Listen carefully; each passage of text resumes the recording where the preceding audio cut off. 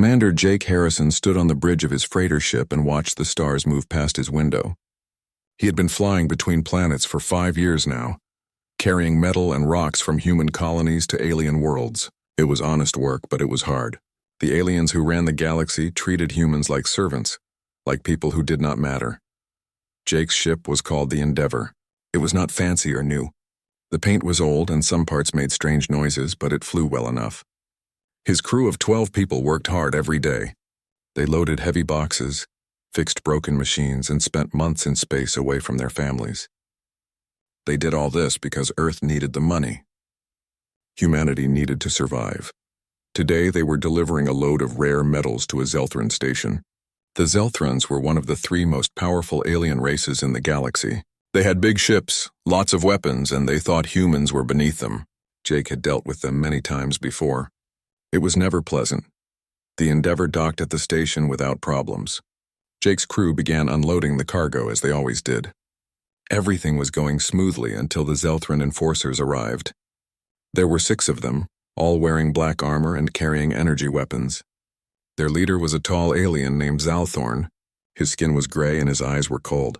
"Stop what you are doing," Zalthorn said. His voice was harsh and commanding. Jake walked up to him. "Is there a problem?" "We have all the proper permits." Zalthorn looked at Jake like he was looking at an insect. "We are inspecting your ship." "Move aside."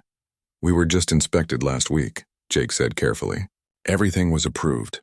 The enforcer captain moved closer until he was standing right in front of Jake. "Are you refusing a Zelthran order, human?" Jake knew he had no choice. "No, go ahead." The enforcers went through the Endeavor like a storm. They opened every container, threw equipment around, and treated Jake's crew roughly. One of them pushed Jake's engineer, a young woman named Amy, into a wall when she tried to explain where something was. Another enforcer hit his pilot Danny in the stomach when Danny moved too slowly. After an hour, Zalthorn came back to Jake. "We found irregularities." "What irregularities?" Jake asked. His hands were shaking with anger, but he kept his voice calm.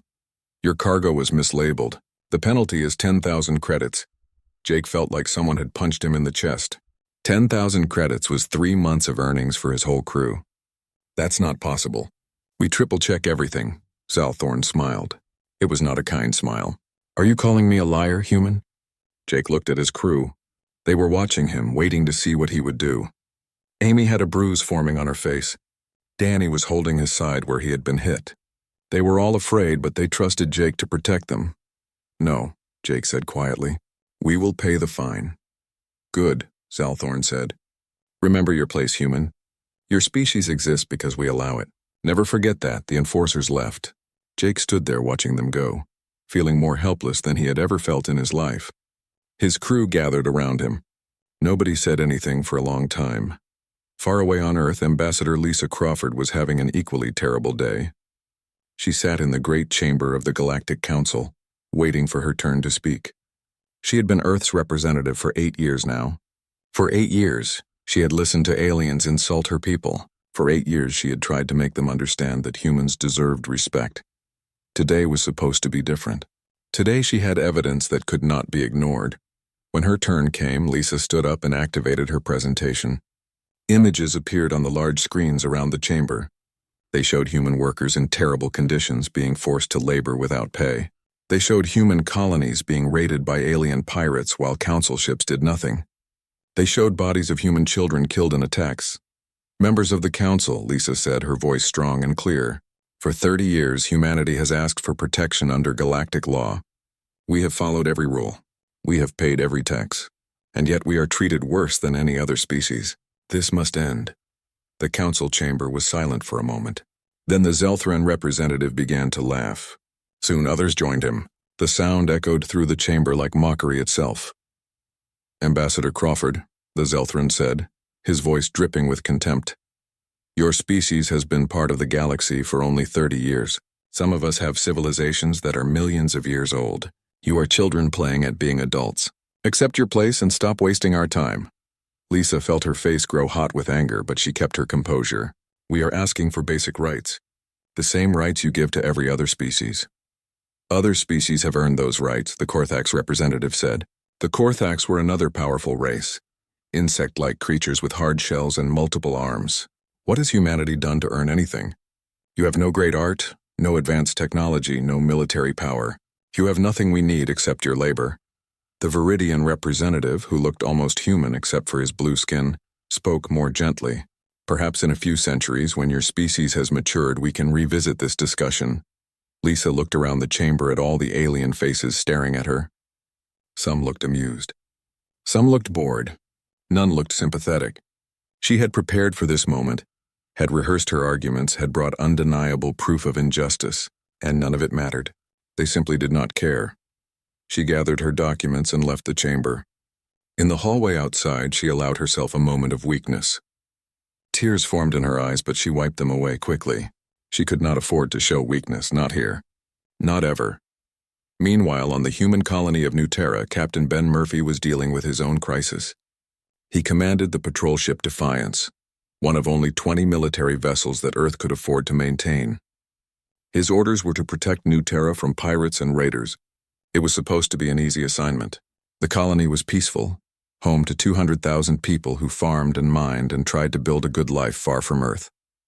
But when the Defiance arrived at New Terra, Ben saw smoke rising from the cities below. His sensors detected multiple ships in orbit, Korthax ships, military vessels with heavy weapons. Get us between them and the colony, Ben ordered his crew. Try to hail them. His communication officer, a young man named Chris, worked his controls. They are not responding, Captain. Ben watched as the Korthax ships fired on the settlements below. Bright flashes of light appeared where homes and schools had been moments before. His hands gripped the arms of his chair so hard they hurt. Can we fight them? He asked his weapons officer. Sir, they have a battle cruiser. We are a patrol ship. We would last maybe 2 minutes. Ben knew this was true, but he had to try. He could not just watch as the colony burned. Charge weapons. Target their smallest ship. Before he could give the order to fire, 3 more Korthax ships appeared. They surrounded the Defiance. A message came through on the communication system. It was a Korthax commander. Human vessel, leave this system or be destroyed. This colony attacked our trade ships. We are delivering justice, and that's a lie, Ben said. New Terra has no weapons capable of threatening your ships. The Korthax commander made a sound like laughter. We do not need your permission, human. Leave now or die with them. Ben looked at his crew. They were all young, barely trained. Earth could not afford to lose good people. But he also could not leave 200,000 humans to die. His first officer, a woman named Kelly, put her hand on his shoulder. Sir, we can't save them, but we can tell their story. Someone needs to survive to let Earth know what happened here. Ben felt sick to his stomach, but he knew she was right. Set course out of the system. Record everything. As the Defiance ran away, Ben watched on his screens as New Terra died. The Korthax ships methodically destroyed every settlement, every farm, every building. When they were done, they broadcast a message to the galaxy. It showed Korthax soldiers standing over human bodies celebrating their victory. The message was clear. Humans were weak. Humans could be killed without consequence. The galaxy would do nothing to stop it. Ben Murphy sat in his chair for hours after they escaped, watching the recording over and over. He memorized the faces of the Korthax commanders. He memorized their ship numbers. And he made a promise to himself that someday, somehow, they would pay for what they had done. When the Defiance returned to Earth, Ben delivered his report directly to President Helen Brooks. She was a tough woman in her 60s, someone who had spent her whole life fighting for human rights. She watched the footage from New Terra without showing any emotion, but Ben could see her hands shaking. After the video ended, Helen sat in silence for several minutes. Then she looked at Ben. How long would it take you to prepare your ship for combat? Real combat? We are not equipped for war, Madam President. We would need months of work and new weapons. Then you better get started, Helen said. Get me every military commander on Earth. We have a lot of work to do. That night, Helen addressed the people of Earth. The speech was broadcast to every human settlement in the galaxy. She stood behind a simple desk and spoke calmly, but her words were fire. For 30 years, we have been peaceful. We have followed their rules. We have accepted insults and injuries because we believed that patience would earn us respect. Today, 200,000 of our... Admiral Kate Morrison had been retired for 5 years when the call came. She was living on a small farm in Montana, enjoying the quiet life after 30 years in Earth's Navy. But when President Brooks asked her to come back, Kate did not hesitate. She packed a bag and was on a shuttle to Space Command within 2 hours. The president met her personally at the orbital station. "Kate, I need you to build me a military that can fight the galaxy and win." Kate looked at the data she was given. Earth had 20 patrol ships, a few orbital defense platforms, and maybe 300,000 trained soldiers.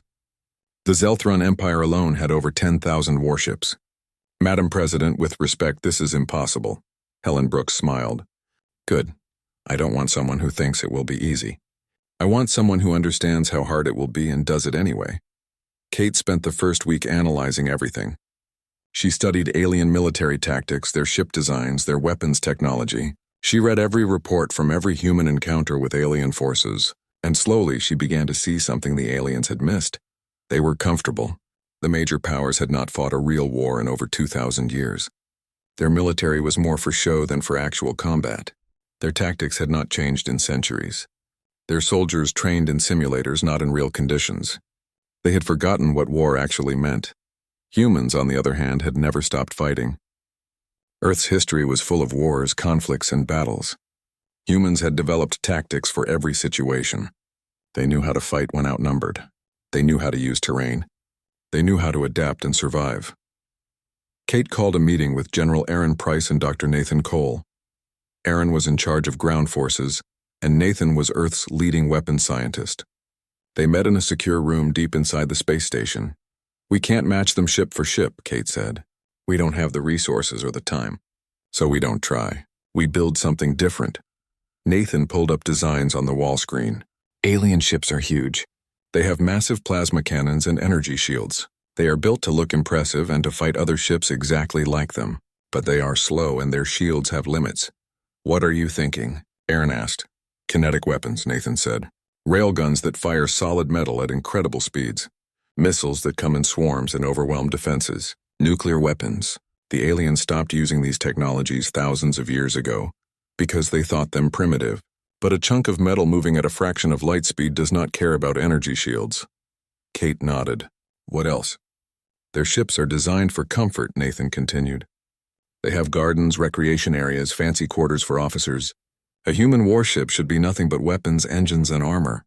No wasted space, no luxury, just pure combat efficiency." Over the next few months, Earth became one giant factory. Every resource was directed toward the military. Civilian ships were converted into troop transports. Mining stations in the asteroid belt began producing armor plating and ammunition. Scientists worked around the clock developing new weapons. But they had to do it all in secret. If the Galactic Council found out what humanity was planning, they would attack immediately. So Earth continued to appear weak and defeated. They paid the fines. They apologized for imaginary offenses. They bowed and scraped to every alien demand. Meanwhile, Captain Sophie Grant was leading secret missions throughout the galaxy. She commanded a small stealth ship called the Shadow. Her job was to spy on alien military installations and gather intelligence. Sophie and her team of 6 specialists would sneak into alien space, scan their defenses, and leave without being detected. What they found confirmed Kate's theories. The alien military was weak. Their security was lazy. Their soldiers were poorly trained. They had grown soft from centuries of easy dominance. On one mission, Sophie actually infiltrated a Korthax military base. She walked right through their security by pretending to be a human slave doing repairs. She planted surveillance devices and copied their entire tactical database. The Korthax never even noticed she had been there. "It's almost sad," she told Kate when she returned. "They have all this power, all these weapons, and they have no idea how to use them effectively. They have forgotten what real combat looks like."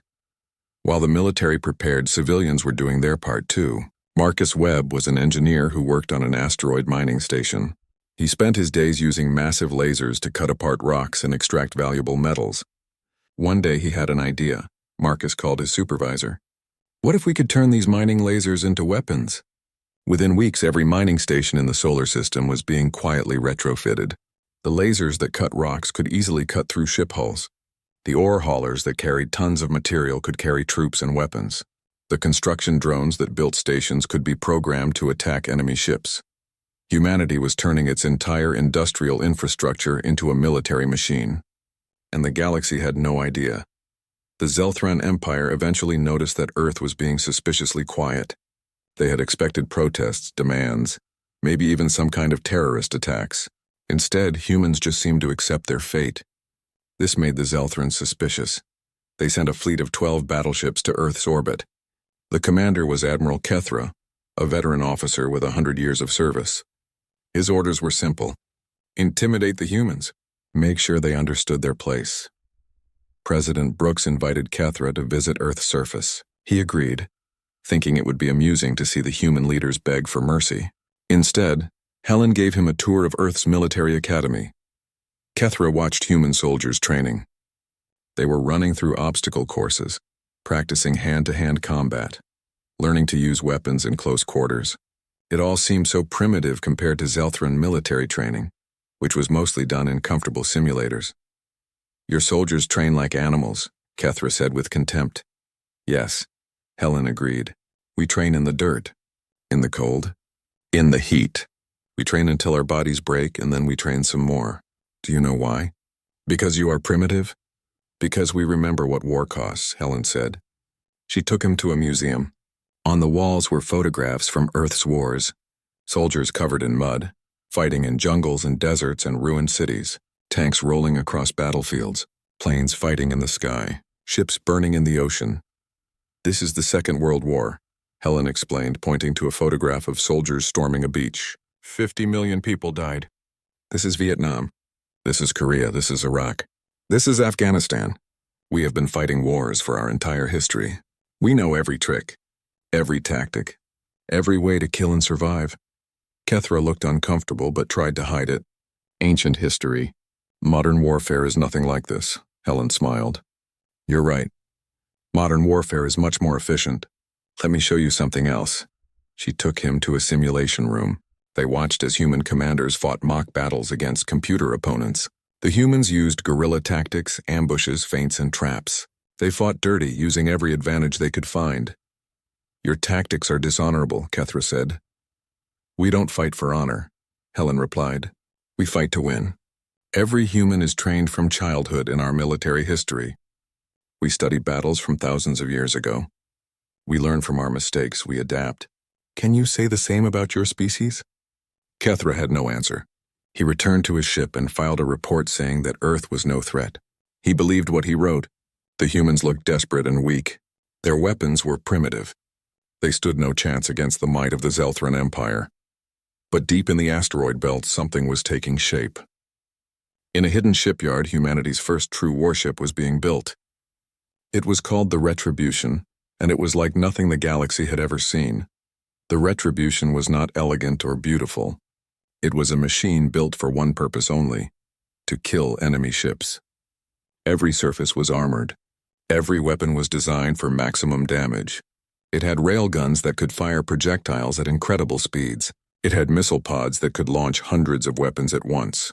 It had point defense systems that could shoot down incoming fire.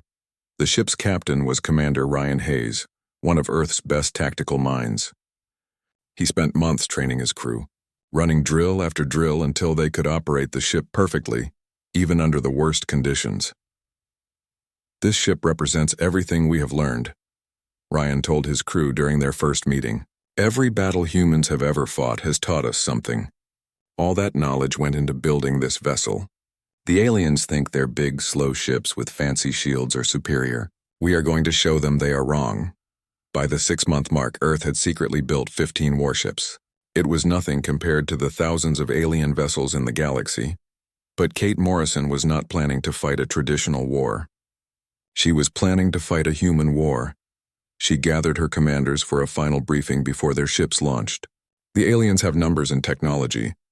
We have experience and determination. They fight to dominate. We fight to survive. Never forget that difference. A species fighting for survival is far more dangerous than one fighting for glory. Jake Harrison had converted his freighter Endeavor into a combat support vessel. It carried supplies, ammunition, and repair equipment for Haven Station floated in space like a small city among the stars. 50,000 humans lived there, working in the factories and farms that supplied nearby colonies. It was peaceful and quiet, far from the major shipping lanes. That was exactly why Colonel Ryan Hayes had chosen it for humanity's first real defense test. For 6 months, Haven Station had been secretly fortifying. What looked like cargo containers were actually missile pods. The mining lasers had been upgraded to military-grade weapons. The station's reactor had been tripled in size to power the new systems. Construction drones had been reprogrammed as autonomous defense units. To any casual observer, it was still just a simple civilian station. But Ryan knew better. It was a fortress. On a Tuesday morning, the Korthax came. 6 warships dropped out of faster-than-light travel at the edge of the system. They were not trying to hide. They broadcast their approach on every frequency, making sure the whole galaxy would watch. This was meant to be entertainment, a show of Korthax power over weak humans. Ryan watched them approach on his command screens.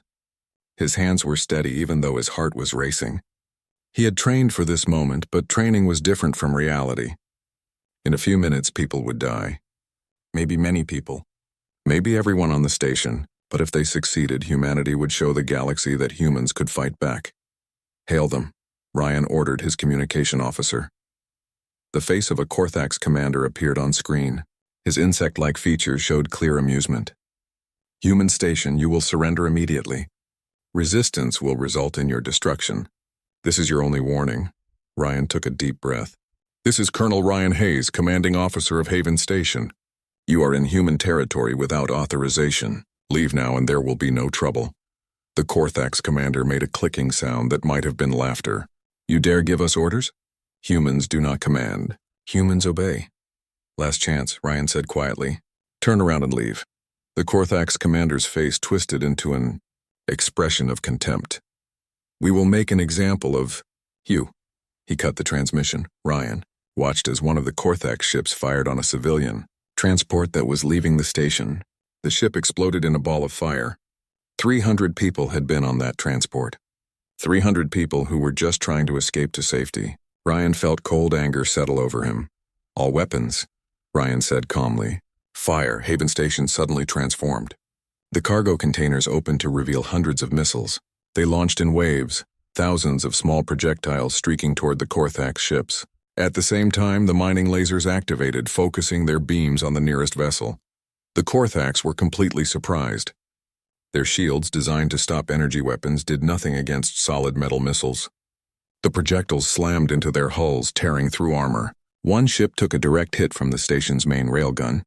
The weapon fired a piece of metal the size of a car at tremendous speed. It went through the Korthax ship like a bullet through paper. The first Korthax ship exploded, then another. The remaining 4 tried to scatter, but they were already in the station's kill zone. Construction drones swarmed around them, latching onto hulls and detonating. More missiles filled space. The lasers kept firing, burning through armor and systems. Within 20 minutes, 4 Korthax ships were destroyed.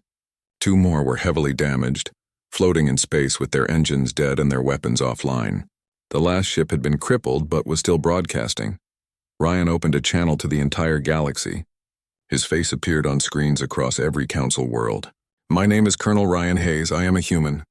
Today, the Korthax Collective attacked Haven Station and murdered 300 civilians in a transport ship. This was their choice. This is our response. He gestured to the wreckage floating outside his window. Humanity is done bleeding for your entertainment. We have been patient. We have been peaceful. You mistook that for weakness. This is your only warning. Leave humans alone or this is what happens. Ryan cut the transmission. His hands were shaking now that the adrenaline was fading. Around him, his crew was cheering. They had done the impossible. They had defeated 6 Korthax warships without losing the station. But Ryan knew this was just the beginning. The video from Haven Station spread across the galaxy in hours.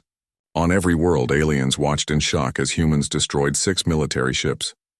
It was impossible. Humans were supposed to be weak. They had no real military. They were barely more advanced than primitives. The Galactic Council called an emergency session. Ambassador Lisa Crawford was summoned to explain. She stood before them with her head held high, no longer the diplomat begging for scraps of respect. Everything had changed. The Korthax attacked a civilian station, Lisa said calmly. They murdered 300 innocent people. The station defended itself. That is all. You cannot attack council forces, the Zelthran representative shouted. This is an act of war. No, Lisa replied. What happened to New Terra was an act of war. The murder of 200,000 humans was an act of war. What happened at Haven Station was self-defense. There is a difference, the council chamber erupted in angry voices. The aliens were not used to humans talking back. They were certainly not used to humans winning battles. The Zelthran Empire decided they needed to make a statement. They would crush Earth itself and end this human rebellion before it could spread. Admiral Kethra, the same officer who had visited Earth months earlier, was given command of a punishment fleet. 20 battleships, more firepower than had been assembled in centuries. Their target was Earth's orbital infrastructure. They would destroy it and force humanity to surrender. Kate Morrison had been waiting for this. Intelligence from Sophie Grant's spy missions had warned that the Zelthrans were assembling a fleet. Kate knew where they would go. There was only one target that made sense: Earth. She positioned her 15 warships carefully. The Retribution and its sister ships hid in the asteroid belt, powered down and waiting. They looked like just more rocks floating in space. Kate had also positioned thousands of kinetic kill vehicles throughout the belt and around Earth's moon. They were simple weapons, just metal projectiles with small engines. But they were invisible to most sensors, and they were already moving toward calculated intercept points. When the Zelthran fleet arrived, they came in confidently. 20 massive battleships, each one the size of a small city. Their shields glowed with power. Their plasma cannons were charged and ready. Admiral Kethra stood on his flagship's bridge, certain of victory. Target the Earth orbital stations, he commanded. Fire when ready. That was when the trap closed. Thousands of kinetic weapons arrived at nearly the same instant. They had been launched hours ago, timed perfectly. They came from every direction, moving at tremendous speeds. The Zelthran shields could stop energy weapons, but solid metal moving at thousands of kilometers per second was different. The shields slowed the projectiles down, but could not stop them completely. 8 Zelthran ships were destroyed in the first 60 seconds. Metal slugs tore through their hulls, destroying engines and weapons and life support. The beautiful alien vessels broke apart like toys. Then Kate's warships attacked. The Retribution and its sisters powered up and accelerated out of the asteroid belt. They were much smaller than the Zelthran battleships, but they were also much faster. They came in from multiple directions, using tactics the aliens had never seen before. They did not fly in straight lines. They did not fire from maximum range. They came in fast and close, dodging the slow-tracking plasma weapons. Kate watched from the Retribution's bridge as her ships tore into the Zelthran formation. Her railguns fired constantly, punching holes in enemy shields and hulls. Her missiles launched in swarms, overwhelming the alien point defense systems. Every few seconds, another Zelthran ship exploded or went dark. They are trying to retreat, her tactical officer reported. Don't let them, Kate ordered. I want Admiral Kethra's flagship disabled, not destroyed. The human ships pursued the fleeing Zelthrans. It was not a battle anymore. It was a hunt. One by one, the alien ships were destroyed or crippled. The Zelthran's larger size and heavier weapons meant nothing when they could not hit their targets. The humans were too fast, too well coordinated, too experienced at real combat. Admiral Kethra watched his fleet die around him. He could not believe what was happening. Humans were not supposed to be able to do this. They were young and weak. They had no military tradition. How were they destroying the pride of the Zelthran Navy? His flagship shuddered as railgun rounds hit the engines. Emergency alarms blared. His crew was panicking, running in all directions.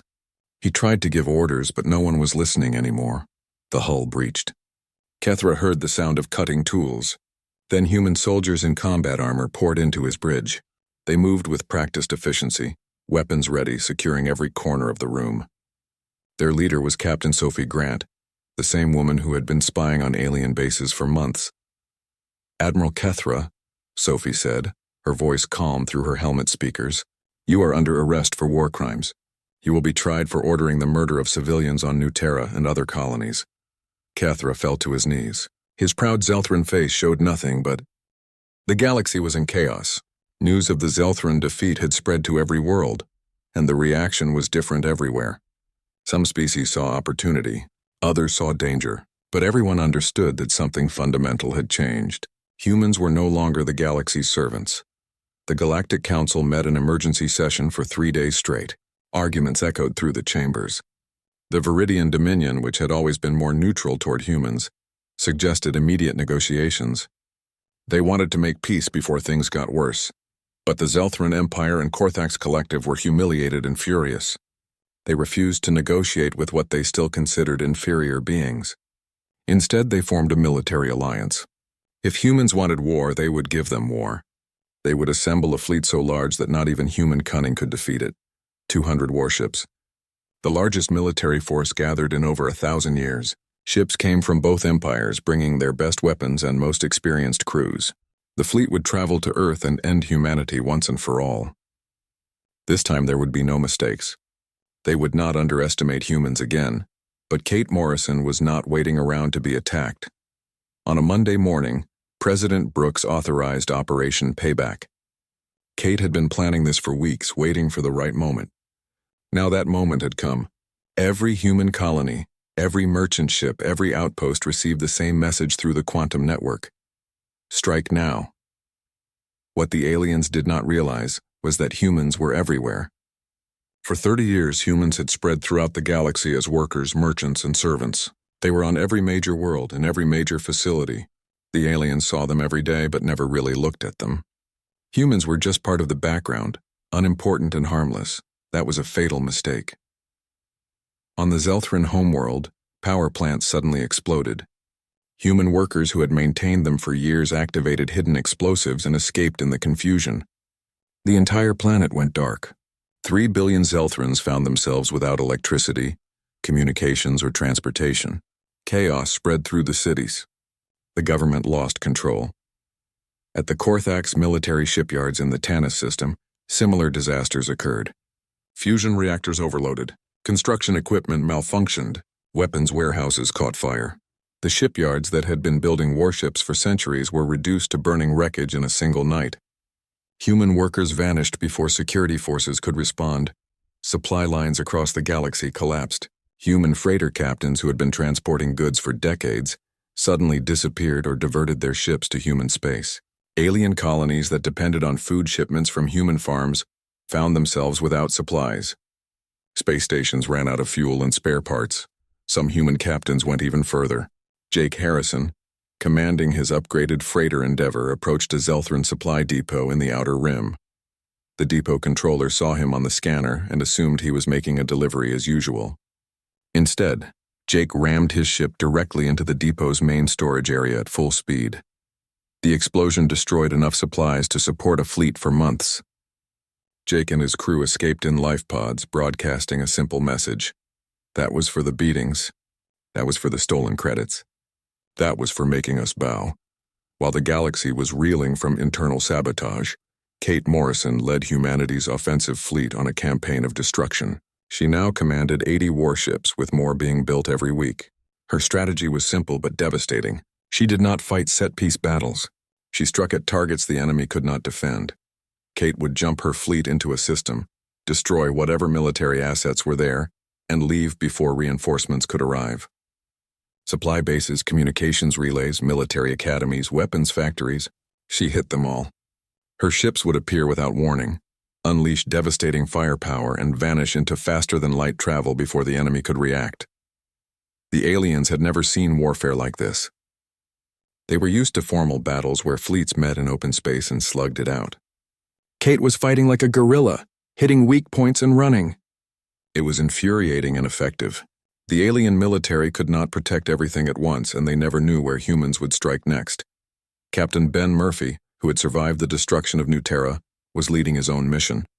He had been promoted and given command of a strike squadron, 12 fast warships built for exactly this kind of operation. His target was the Korthax homeworld itself. Ben had not forgotten the images of New Terra burning. He had not forgotten watching helplessly as 200,000 people died. He had memorized the faces of the Korthax commanders who ordered the attack. Now he was going to make them pay. His squadron entered the Korthax home system using a smuggler route that Sophie Grant's intelligence teams had discovered. They came in fast and low, skimming the edge of the system where sensors were weakest. By the time the Korthax defense forces detected them, Ben's ships were already in attack position. The target was the military command complex where the orders for New Terra's destruction had originated. It was a massive facility on the surface, protected by shields and defense platforms. But Ben had planned carefully. His ships launched railgun rounds from orbit, timed to arrive simultaneously from different angles. The barrage overwhelmed the shields through sheer kinetic force. The command complex was obliterated. Ben made sure to record everything and broadcast it across the galaxy. "This is for New Terra," he said calmly. "We told you we never forget. We told you we never forgive. This is what justice looks like." His squadron escaped before the Korthax fleet could respond. They had been in the system for less than 30 minutes, but the damage was catastrophic.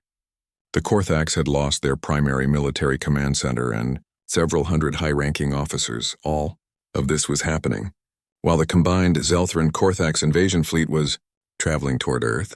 200 ships, moving together in the largest show of force the galaxy had seen in centuries. Their commanders were confident. No matter how clever the humans were, they could not defeat this many ships. Admiral Morrison had other ideas. She gathered her fleet near the Mars orbital colonies, the red planet that had been humanity's first major settlement beyond Earth. The invasion fleet arrived exactly where Kate predicted they would. Space near Mars was cluttered with asteroids, construction debris, old satellites, and mining operations. It was a crowded, messy area, perfect for an ambush. The alien fleet emerged from faster-than-light travel in formation, their shields up and weapons ready. They expected to find human ships waiting for them. What they found instead was empty space and silence. "Where are they?" the Zelthran fleet commander asked. His name was Admiral Vexthar, and he had been chosen specifically because he was cautious and experienced. "Scanning," his sensor officer replied. "I am detecting debris, old structures, some mining equipment, but no active warships." Vexthar did not like this. Humans had proven to be tricky. "Proceed carefully. Maximum alert." As the invasion fleet moved forward, the trap activated. What the aliens had thought was debris was actually minefields. Thousands of explosives hidden among the natural clutter of Mars orbit detonated simultaneously. 8 alien ships took heavy damage. 2 were destroyed outright. Then the human ships appeared. They had been hiding in the shadow of Mars itself, powered down and invisible to sensors. Kate's 80 warships activated and attacked from multiple directions, using the planet's gravity to slingshot themselves into high-speed attack runs. The battle became chaos immediately. The alien fleet had numbers, but they were in a cluttered environment where their size worked against them. The Mars colonies had defense platforms that opened fire. Hidden railgun installations on Mars's moons added their firepower. Construction drones, reprogrammed for combat, swarmed around alien ships by the thousands. Kate was fighting the way humans had always fought when outnumbered. She used the terrain. She divided the enemy force. She kept them confused and off balance. Her ships would attack, retreat behind asteroids, then attack again from a different angle. They used the debris field for cover, making it hard for the bigger alien ships to target them. The battle lasted for 3 days. It was brutal and exhausting for both sides. Human ships would fight for hours, then rotate back to the Mars colonies to rearm and repair while fresh vessels took their place. Kate kept her fleet at maximum effectiveness by never letting her ships get worn down. The aliens had no such system. They fought continuously and their crews grew tired. Their ships ran low on ammunition. Their formation began to break apart as captains made individual decisions instead of following coordinated plans. On the second day, a Zelthran battle group got separated from the main fleet. Kate saw the opportunity and sent 30 ships to surround them. The trapped aliens fought desperately, but they were outnumbered and cut off. Within hours, 12 more alien ships were destroyed. By the third day, the invasion fleet was falling apart. They had lost over half their ships. The survivors were damaged, low on supplies, and demoralized. Admiral Vexthar tried to reorganize his forces for one final push toward Earth, but Kate did not give him the chance. She launched everything she had in a coordinated assault. Every human ship, every defense platform, every weapon system fired at once. 6 months had passed since the Battle of Mars. The galaxy looked very different now. The Zelthran Empire was broken, split into 3 factions fighting for control. The Korthax Collective had lost most of its military and was barely holding together. Dozens of species that had been oppressed for centuries were rising up, inspired by humanity's example. The Galactic Council called an emergency summit on the neutral world of Sanctuary. This planet had been chosen centuries ago as a place where all species could meet safely. Now it would host the most important diplomatic gathering in galactic history. Ambassador Lisa Crawford arrived on the human warship Justice. She was accompanied by President Helen Brooks, Admiral Kate Morrison, and General Aaron Price. They came not as beggars asking for rights, but as equals demanding recognition. Armed human soldiers lined the corridors as they walked to the council chamber.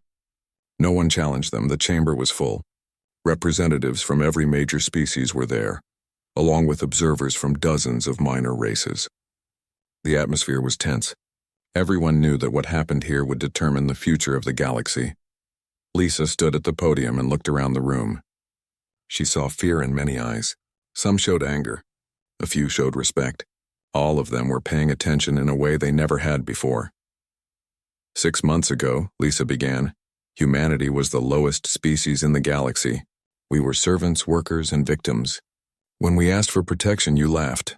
When we showed evidence of crimes against us, you ignored it. When we begged for basic rights, you told us to accept our place. She paused, letting her words sink in. Then you made a mistake. You attacked New Terra and murdered 200,000 innocent people. You thought you could do this without consequences because we were weak. You forgot the most important rule of the universe. When you corner a predator, it fights back. The council representatives shifted uncomfortably. Lisa continued, now the Zelthran Empire is in ruins. The Korthax Collective is defeated. Human ships patrol space that was once yours. Human soldiers occupy worlds you thought were secure. You came here today because you have no other choice. You can negotiate, or you can continue fighting a war you cannot win. The Viridian representative, whose species had stayed neutral throughout the conflict, spoke up. What does humanity want, Ambassador Crawford? Lisa gestured to President Brooks, who stood and walked to the podium. Helen looked exactly like what she was, a leader who had guided her people through the darkest time in their history and emerged victorious. We want what we always wanted, Helen said. Respect, equality, justice, but now we are not asking. We are telling you how things will be. She activated a holographic display that showed the new terms. First, all human colonies will have complete autonomy. No alien government will have authority over any human settlement. Second, the Zelthran Empire and Korthax Collective will pay reparations for every human they killed, every colony they destroyed, every crime they committed. The amount is listed here. It will take you decades to pay it. Angry voices erupted from the Zelthran section, but Helen simply raised her hand. The voices stopped. Everyone remembered that human warships were in orbit above this very planet. Third, Helen continued, humanity will have a permanent seat on the Galactic Council with full veto power. We will have equal say in all decisions that affect the galaxy. Fourth, war crimes trials. Every alien officer who ordered or participated in attacks on civilian humans will be arrested and tried. No exceptions. This is outrageous, a Zelthran representative shouted. You cannot dictate terms to the entire galaxy.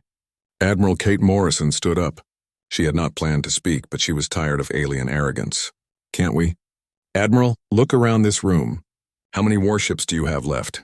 We destroyed your fleet. We occupy your colonies. We have proven we can defeat you every time we meet in battle. So tell me, how exactly are you going to stop us? The Zelthran representative had no answer. Kate sat back down, her point made. The fifth term caused even more controversy. Complete demilitarization of the Zelthran Empire and Korthax Collective, Helen said. You will reduce your military forces to system defense only. No more battle fleets. No more invasion forces. You abused your power. Now you lose it. That is impossible, the Korthax representative said. We need military forces to maintain order. You mean to oppress others, Lisa replied. Those days are over. You will downsize or we will do it for you. Remember, we know where all your shipyards are. We have proven we can destroy them whenever we want. The debate went on for hours. The aliens argued, threatened, and pleaded, but everyone in the room knew the truth. Humanity held all the power now.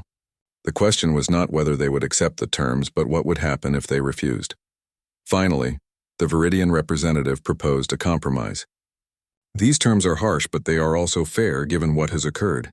However, I suggest adding one more provision, a mutual defense clause. If any species attacks humanity, they attack the entire council. Similarly, if humanity agrees, we could form a new alliance where all members protect each other.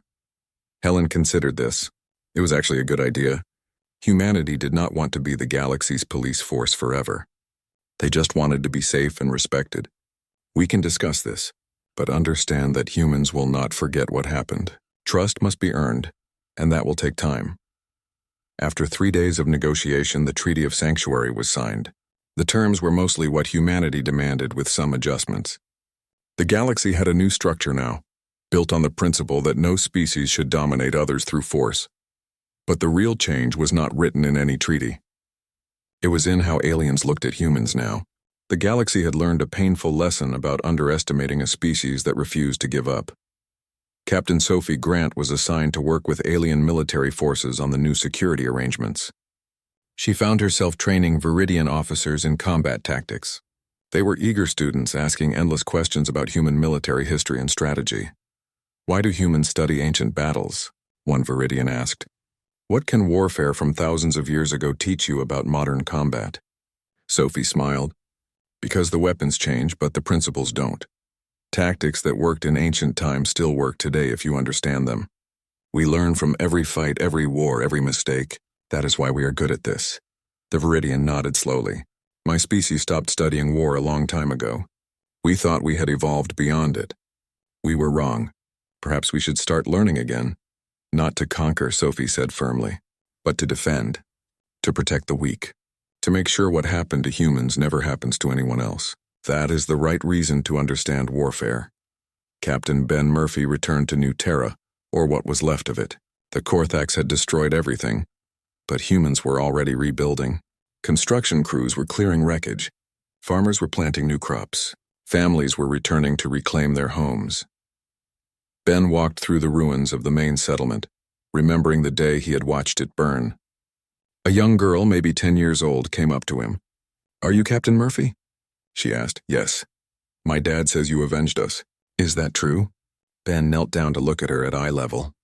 "I made sure the people who hurt your colony faced justice. But the real heroes are people like your parents who are rebuilding. They did not give up. That is the real human strength." The girl hugged him suddenly, then ran off. Ben stood there, feeling the weight of everything they had been through. So many dead, so much destroyed. But humanity had survived. They had won, and they would make sure it never happened again. Jake Harrison, the freighter captain who had started this journey being beaten by Zelthran enforcers, now commanded a diplomatic vessel.